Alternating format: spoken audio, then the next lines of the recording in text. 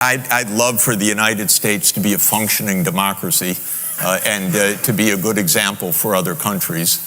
I don't believe the U.S. has any right or any ability to put in place a democracy in any other country, nor do I believe, by the way, that American democracy functions as a real democracy anymore on the life and death issues.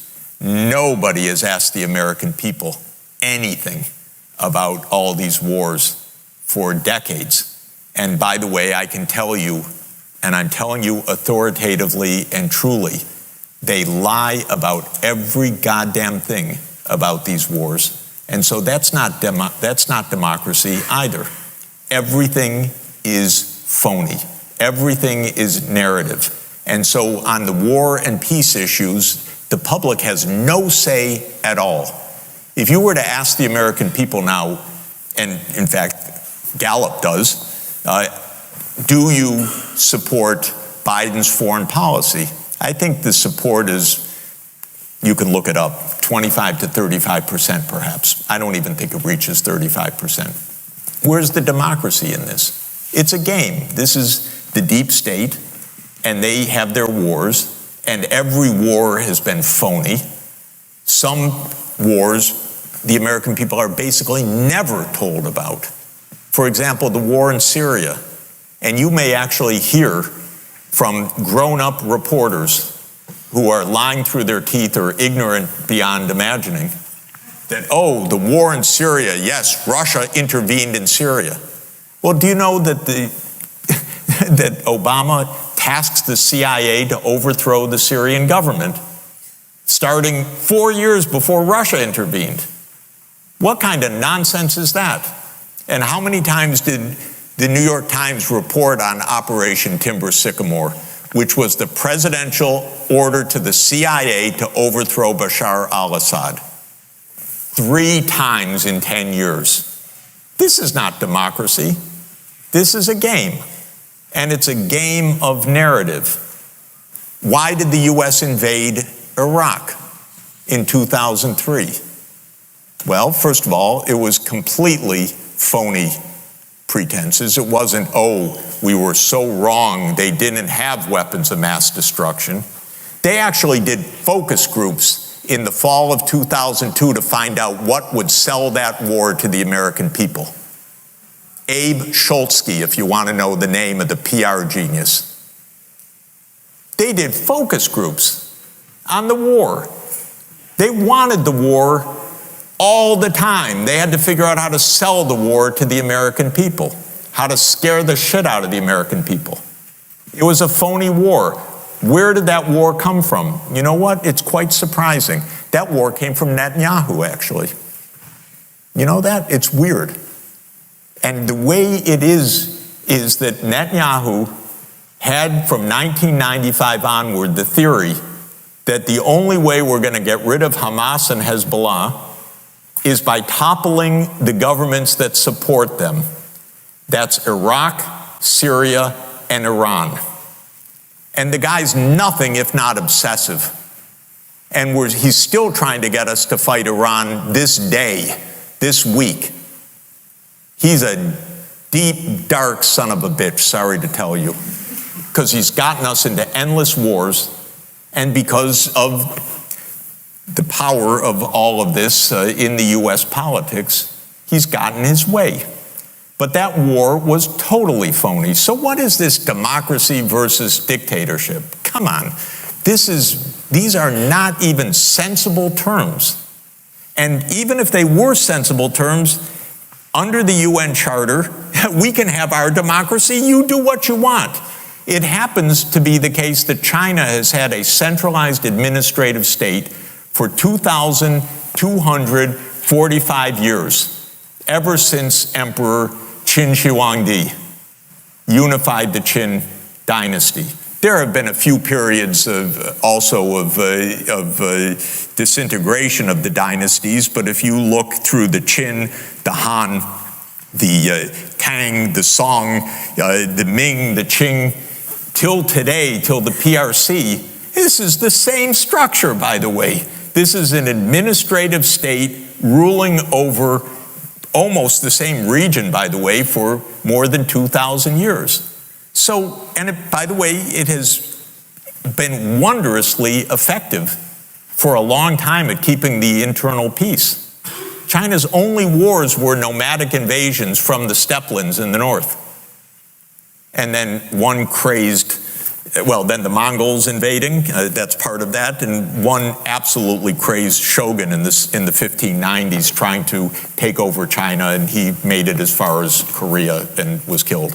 Other than that, this has been actually exceptional statecraft until Britain had the genius idea of fighting a war to sell opium in China in 1839, one of the most noble efforts imaginable.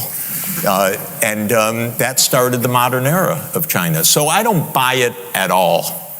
But even if it were true, it's illegal under international law, unwise, and, look at the great accomplishment of pouring in, I don't know how many hundreds of billions of dollars into Afghanistan for 20 years to get from the Taliban regime to the Taliban regime. This is American genius at democracy promotion. They don't care at all about democracy, by the way, at all. They topple governments they don't like that won't do their bidding. They topple democracies if they don't like them. They'll topple anybody that they don't like. That's how it's worked all along. They never said, oh, we can't topple Mossadegh in 1953. He's a democratic government. No, they toppled a democratic government in Iran and put in a police state, which led to wonderful long-term relations with Iran because they really loved the American people for that. So this is not about democracy. This is a game, and it's a terrible game, and it's a secret game, and it's played by the CIA, which is the most important agency in the United States, because they have complete secrecy, complete unaccountability. There was one review of the CIA 49 years ago, the Church Committee, and nothing since then. And as one of our CIA directors, they're all, I was going to say one of the worst, but they're all the same by the time they get there, or by the time they leave there, because the agency takes them over. Pompeo said, as he was proudly explaining the role of the CIA to some Texas students a few years ago, and you can find it online, he said, what do we teach at the CIA? To lie, cheat, and steal. And that's a pretty good encapsulation of the methodology. And that is a very dangerous world being created that way. So China is not going to turn the U.S. into a dictatorship. Maybe the U.S. will turn into a dictatorship. Maybe it will just turn into a plain old plutocracy. Maybe it will turn into a military-industrial state as the complete dominance. I don't know. But it's not going to come from China. It's going to come from inside. That's where our risk is. Great. I trained as an economist in international finance, actually, not in development. And the greatest influence on me then, and I would say until today, was John Maynard Keynes. Not so much his macroeconomics, though I loved that when I first learned it. I thought that is the coolest thing in the world, that you can turn the dials and get the economy to operate and stay at full employment, and you could solve the model to know how much the dial should be turned. I mean, it was so much fun, and I loved it from the first moment. But what really influenced me was the economic consequences of the peace in 1919, which is Keynes's remarkable essay as a very unhappy, disgruntled member of the British delegation to the Treaty of Versailles negotiations. And of course, the whole book was saying what you, Lloyd George and Clemenceau and Woodrow Wilson have agreed in the Treaty of Versailles is going to create chaos. Inter-allied debts, war debts, war reparations is going to create chaos. And of course, Keynes proved to be prophetic in that. And he said in 1919 that by imposing this harsh peace, this Carthaginian peace, the monsters would arise in the next generation with a vengeance that we couldn't even imagine. The quotations are marvelous because he was also such a great writer and such a great stylist. But he called it right, and it made a huge impression on me. And so I started out in finance, and when I began to be active in problem solving, and that came because some former students of mine in Bolivia came back to the campus at Harvard and said, we have a hyperinflation, and it was a very good moment in my life because these Bolivian students, former students, called the faculty to come to discuss the Bolivian hyperinflation, and I was the only one that showed up. I didn't know anything, but anyway, thank goodness the ones that really knew something didn't show up. So I had my shot. And I think there was another senior person, but I stood up in the middle of it and I said, that's actually not how hyperinflation works. You know, I knew all the theoretical papers, so I wrote something on the blackboard, and a voice from the back of the room said, if you're so smart, you should come to Bolivia. And secret, I had to go home to look on a map where Bolivia was. I had no idea. I knew, was pretty sure it was in the Americas, but I didn't really know where it was. And then I found out, and I decided that I would go. And in any event, Keynes really influenced me because I got there and was an impoverished place and was at the time the seventh highest hyperinflation that had occurred on the planet. There have been several more since then. And I was able to use standard monetary economics to end the hyperinflation. And as soon as it ended, then the IMF said, okay, now Bolivia has to start paying debt that it hasn't been paying up until now. And I said, no, that's going to blow up this beautiful stabilization. And look how poor these people are. Let them go. Let them get on with things. And Keynes said, don't be mean. Don't be vindictive. Be nice to people that are in need. And I ended up, because I found a wonderful senior gentleman in the IMF who took me under his protective wing because I didn't know what I was doing. I was a kid, to all intents and purposes. He said, Sachs is right. Why don't we try to forgive some of this debt? And in the end, Bolivia got a big debt relief, and the stabilization held, and that was good also for me professionally, because then many other countries said, well, help us get rid of our debt, which I did over the coming years, including in Central Europe and the former Soviet Union after the revolution of 1989 and the end of the Soviet Union in 1991. And that's how I got involved in Russian and Ukrainian issues back then. But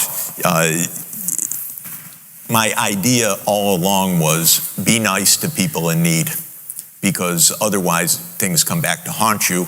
And when you're very rich, you don't even notice. I mean, Bolivia's debt was nothing.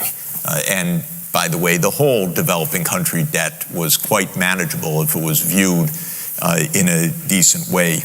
And I was also schooled in Winston Churchill's not exactly correct saying about the Marshall Plan, that it was the most unsorted event in history.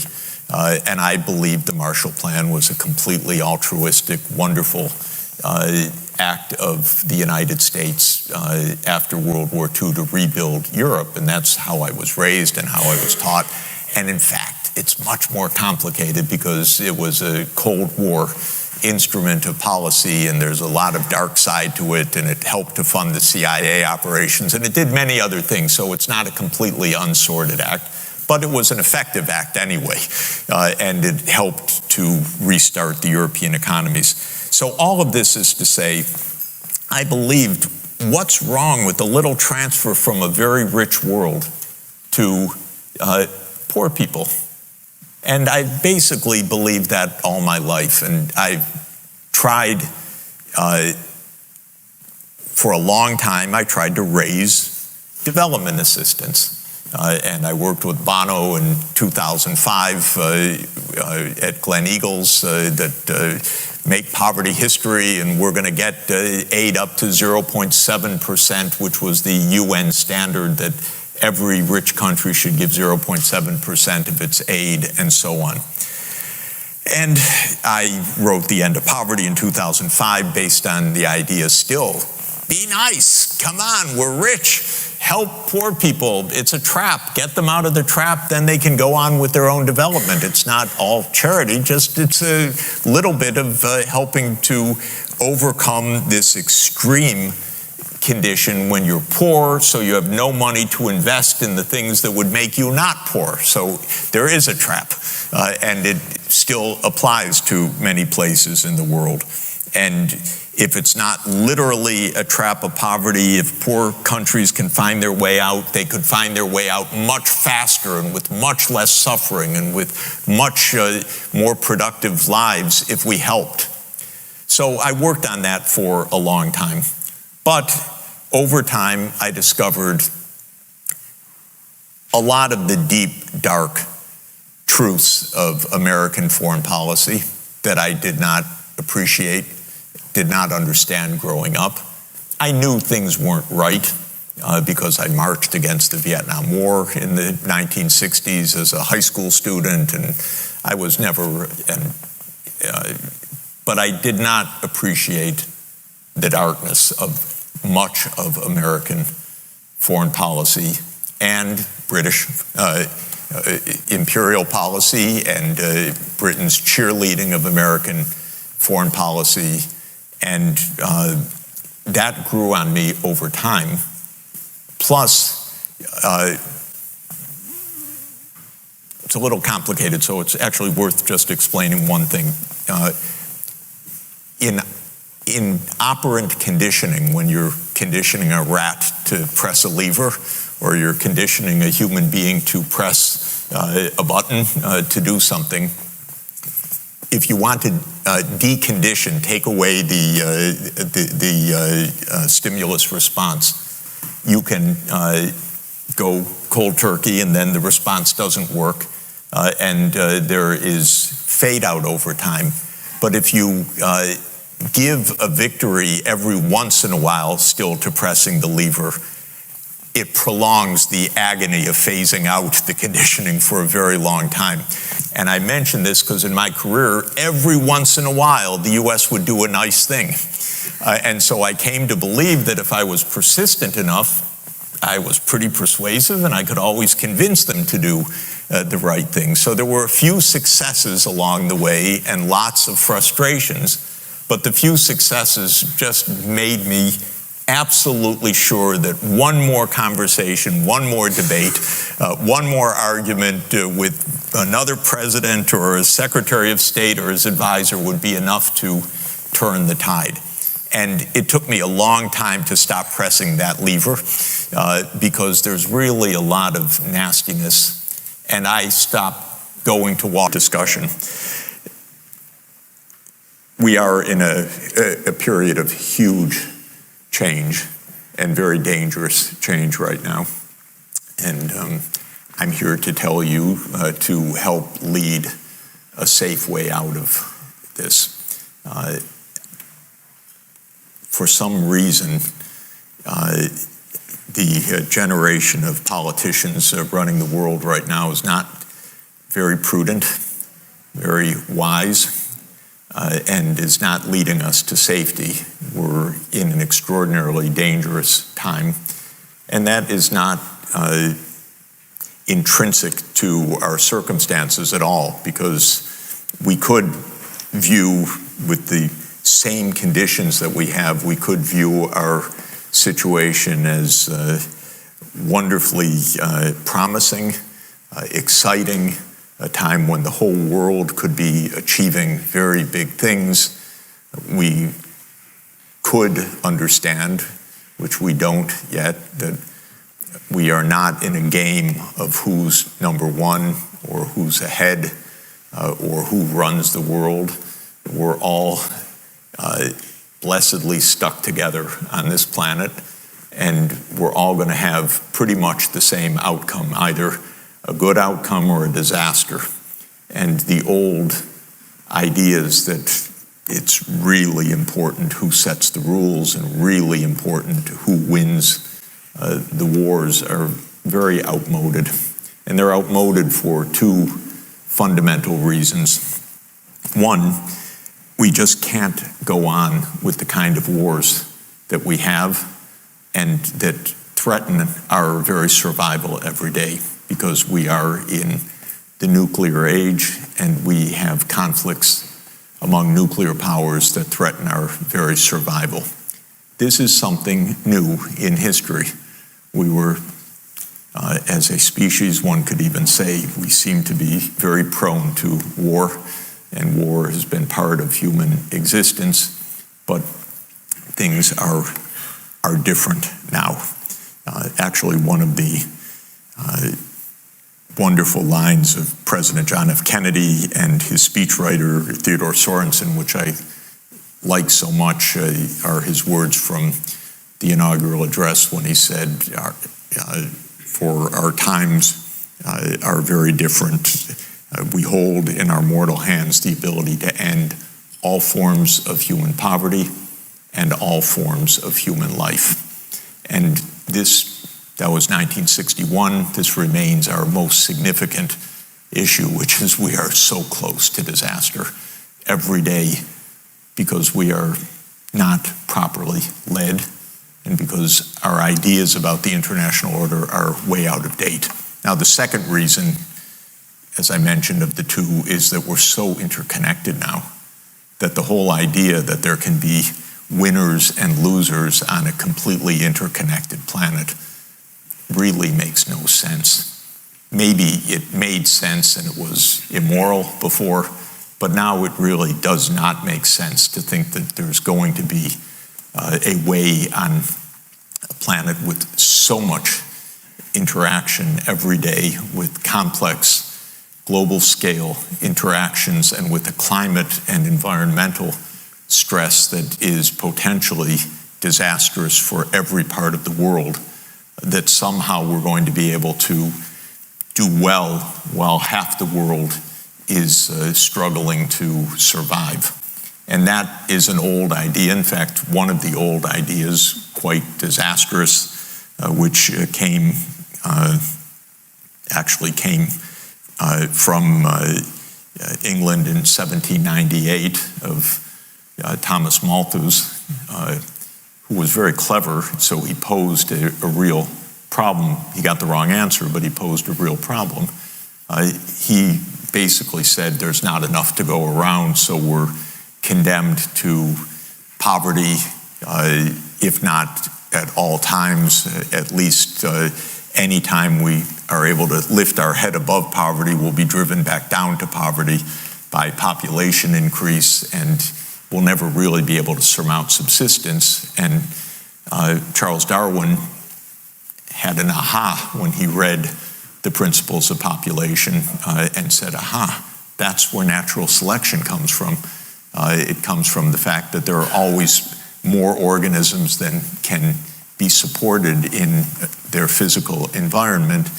And that was then taken by others further and said, well, that's our struggle for survival on this planet as human beings, and as nations against nations or as races against races, we're in a struggle for survival. And that is social Darwinism and its even more extreme versions. This idea is wrong, and it's wrong for understandable and identifiable2 that would take a long time to discuss fully, but suffice it to say, 2 peculiar things that Malthus got wrong. He thought that richer people would have more surviving children because children would survive in a higher income context, and therefore there would always be, above subsistence, a survival rate of children that would increase the population. But what he didn't foresee was modern contraceptives and changing culture so that at higher incomes people have fewer children. In fact, they don't even have enough to replace the adult generation in the high income world. Fertility rates are now in many places, each mother having on average, or each 10 mothers having 7 daughters that will replace them in the next generation, meaning a declining population. So he didn't understand that, and he didn't understand the benefits of technological advance, because that was about to explode after 1798 in ways that he didn't envision. But the legacy of that idea is that we're in a struggle, and it's us or them. And of course, the worst horrific vision of that was Hitler's, which is that we need living room, Lebensraum, because otherwise the German Aryan people will not survive. So we need to conquer the lands of the Slavs to the east. And that was a real idea, by the way, that he picked up from German scientists who had picked it up from social Darwinists in this country, who had picked it up from Darwin, who had picked it up from Malthus. And it's actually a set of ideas. It's not just insanity. It was a set of ideas widely circulating among German social thinkers and among German scientists, in fact, in the early 1900s. Well, thank goodness. Point of disagreement. The second point of disagreement is essentially about game theory. Everyone here knows the prisoner's dilemma. The prisoner's dilemma is a situation where it pays to cooperate, but the dominant strategy for each player is to not cooperate. Because if the other side cooperates, you cheat and you win. And if the other side doesn't cooperate, you certainly don't play the sucker. And so you end up non-cooperative, and you're off to the races in war. And that's game theory, and that's what's taught at Rand, and that's what these people in Washington think, and that's how they play, and that's how they talk. And the fact is, though, you put real people, and I mean non-economic students, real people, into an experimental game, and they cooperate half the time, 3/4 of the time. And then, wonder of wonders, you let the two people talk beforehand. Not to make a binding agreement, just to chat. Hey, why don't we both cooperate, for example? No signed contract. In game theory, that's called cheap talk. It should have no effect on the equilibrium. But in real human practice, if you put two normal people in a prisoner's dilemma game, they cooperate half the time. If you let them have pre-play communication, they cooperate more than 90% of the time. They're human beings. So my advice is, hey, why doesn't President Biden, or somebody that actually can function as a president in the future, actually talk to President Putin? You know, actually understand President Putin's point of view. Why is this war going on? Discuss it. You know, cooperation could rise enormously. There's a second point of game theory, which is very important, called the Folk theorem, which is that if you're in repeated play of the prisoner's dilemma and there's no set terminal date, then you should cooperate so you don't mess up trust of the two sides, because you're playing also against future actions. And you want to show, I'm trustworthy, you're trustworthy, we can gain from cooperation period after period. And that's another way to sustain the good outcome in a prisoner's dilemma. So I view international relations theory, realist theory, as essentially being the prisoner's dilemma or the Hobbesian dilemma of nation states in an anarchic environment. And my argument is it's not so anarchic, it's not so threatening. The only real threat is nuclear war, so stay away from that. That's the bright red line for all of us. And cooperation is just not so hard.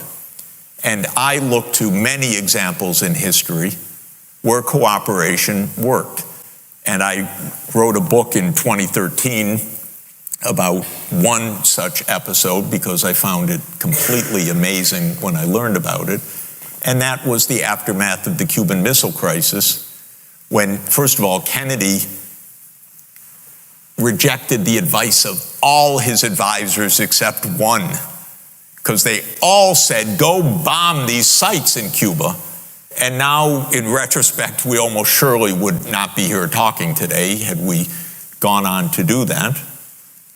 But Kennedy was very much more cautious, and he spent all the days of the crisis asking, what's going through Khrushchev's mind? He's a human being, what's he doing? And he finally came to the realization, this is not meant by Khrushchev to be the end of the world. This is not meant, we can both pull back. And that's what they ended up doing. And then that was October 1962. And in 1963, Kennedy made a campaign for peace that led to the Partial Nuclear Test Ban Treaty, which was signed with the Soviet Union in July 1963. And it culminated, I think, in Kennedy's assassination because there were enough people in the US government that didn't like his peace initiatives. And so I think it was an inside job. And I think the evidence grows all the time that it was. But in any event, Kennedy's idea was the two sides can make peace. And when he said that, and he said it in the most beautiful terms, and his speechwriter was a gifted person named Theodore Sorensen that I got to know, luckily, because he lived in our neighborhood when I came to Columbia University, and I got to know him. He said in the most eloquent and beautiful words imaginable, we can make peace, even with the Soviet Union, even at the height of the Cold War. And he said it so beautifully that when Khrushchev heard the speech, he immediately called the American envoy, Averell Harriman, and said, I want to make peace with your president, because he was inspired by the words, actually. And they made peace. And that treaty lasted, and it led to the Nuclear Non-Proliferation Treaty 5 years later. It changed the world. And so that's the optimistic side. Go for peace. So let me just explain in 2 minutes the Ukraine war. This is not an attack by Putin on Ukraine in the way that we are told every day. This started in 1990, February 9th, 1990. James Baker III, our Secretary of State, said to Mikhail Gorbachev, NATO will not move 1 inch eastward if you agree to German unification, basically ending World War II. And Gorbachev said, that's very important. Yes, NATO doesn't move, and we agreed to German unification. The US then cheated on this, already starting in 1994, when Clinton signed off on basically a plan to expand NATO all the way to Ukraine. This is when the so-called neocons took power. And Clinton was the first agent of this. And the expansion of NATO started in 1999 with Poland, Hungary, and Czech Republic. At that point, Russia didn't much care. There was no border other than with the Königsberg, but other than that, there was no direct threat. Then the U.S. led the bombing of Serbia in 1999. That was bad, by the way, because that was a use of NATO to bomb a European capital, Belgrade, 78 straight days to break the country apart. The Russians didn't like that very much. But Putin became president, they swallowed it, they complained, but Even Putin started out pro-European, pro-American, actually asked maybe we should join NATO when there was still the idea of some kind of mutually respectful relationship. Then 9/11 came, then came Afghanistan, and the Russians said, yeah, we'll support you, we understand, to root out terror. But then came two other decisive actions. In 2002, the United States unilaterally walked out of the anti-ballistic missile treaty. This was probably the most decisive event, never discussed in this context. But what it did was trigger the US putting in missile systems in Eastern Europe that Russia views as a dire, direct threat to national security by making possible a decapitation strike of missiles that are a few minutes away from Moscow.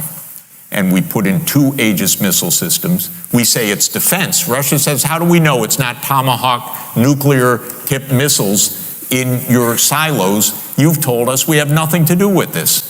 And so we walked out of the ABM treaty unilaterally in 2002, and then in 2003 we invaded Iraq on completely phony pretenses, as I've explained. In 2004-05, we engaged in a soft regime change operation in Ukraine, the so-called First Color Revolution. It put in office somebody that I knew and I was friends with, and am kind of distantly friends with President Yushchenko, because I was an advisor to the Ukrainian government in 1993, 94, 95. And then the US had its dirty hands in this. It should not meddle in other countries' elections. But in 2009, Yanukovych won the election and he became president, and in 2010 on the basis of neutrality for Ukraine. That calmed things down because the US was pushing NATO, but the people of Ukraine on the opinion polls didn't even want to be in NATO. They knew that the country is divided between ethnic Ukrainian, ethnic Russian. What do we want with this? We want to stay away from your problems. So in February 22nd, 2014, the United States participated actively in the overthrow of Yanukovych. A typical US regime change operation, have no doubt about it.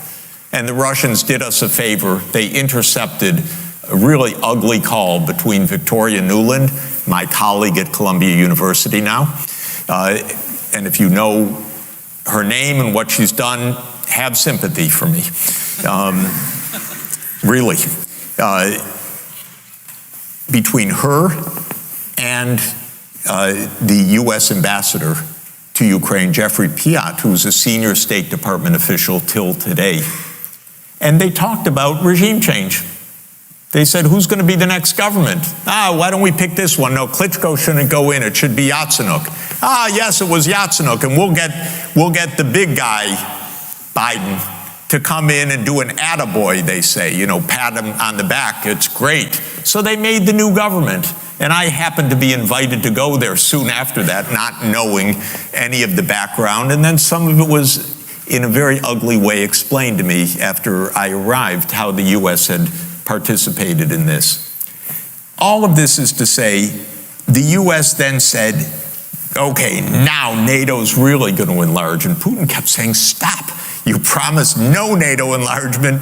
It's been, by the way, I forgot to mention, in 2004, Estonia, Latvia, Lithuania, Bulgaria, Romania, Slovakia, Slovenia, 7 more countries in the not 1 inch eastward. And then, okay, it's wrong. We're not in a struggle between the US and China. There is no basis for this. We're not in any intrinsic war between the US and Russia. And Russia, by the way, despite every single thing that's said every single day, truly, really does not want more land. It's already 11 time zones. The last thing that they need or want is more land. The war is about completely different things than everything you and I read about in our newspapers every day, because our newspapers are telling us stories that ultimately come back to narratives conceived in the U.S. Defense Department and the CIA, and that are completely bogus. So, what about this international order? The international order is extremely dangerous because we're packed to the gills with nuclear weapons. We are at a brink of environmental disaster. We are led by, to put it politely, well, I need to put it politely, but leaders who are not quite up to the challenge we face and are not properly addressing the challenge. And personally, it's a little bit of a relief for me to be here, because yesterday when I was at the Oxford Union, I could only think about Boris Johnson being president of the Oxford Union. And here I can think about Keynes being president of the Cambridge Union. I feel so much better and so much more at home in that regard, although I loved the event yesterday and Bojo wasn't there. But he was there in spirit in my remarks, because he's an example of one of the most disastrous politicians of our age, and has done a profound disservice in the world and continues to be a danger for all of us. And I don't say it lightly, and I don't say it in a partisan way. I just say it that people like that are extremely dangerous in how casual they throw around our lives. So the question, and I'll sit down in a moment so we can have a discussion, the question, could we have an international order that is peaceful, secure, ordered, improving the well-being of people around the world? The answer is absolutely yes. Is that what we have right now? The answer is absolutely not. Do we have the makings of what it could be? My answer has been, for most of my professional life, yes. We could make the United Nations actually fulfill its purpose.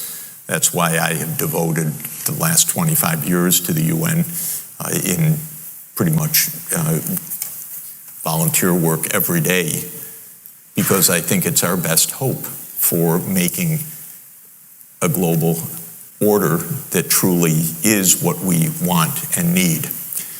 It's not working right now. It doesn't make me cynical. It makes me worried. It makes me sad, because I think I can see why it doesn't work. It was set up in 1945 so that the great powers would have a veto, and that is certainly the single most debilitating aspect of the UN, because if we had a system where the General Assembly, as flawed as it is, actually had enforceable legal remit, if you look at the decisions of the General Assembly over the years, they're actually very, very good, and the world would be a lot better place if it were guided by that rather than by the great power vetoes. So all of this is to say, I don't think we're so far from a vision of what we could have. Of course, we just had a Summit of the Future at the UN, which put forward a lot of ideas for UN reform that are very good, so we can reform what we have. But I think the idea of an international governance system that is based on peace, sustainable development, and human rights is really a good and smart one. And it's not so far from implementation, except we need, in my view, the main job that I feel is trying to help my former students and friends and colleagues and teachers in Washington get real, so that they understand that we're in a different world and that we do not need U.S. leadership at all. What we just need is U.S. decency and cooperation. So that's all I wanted to start by saying. Thank you for the question, and we'll get started.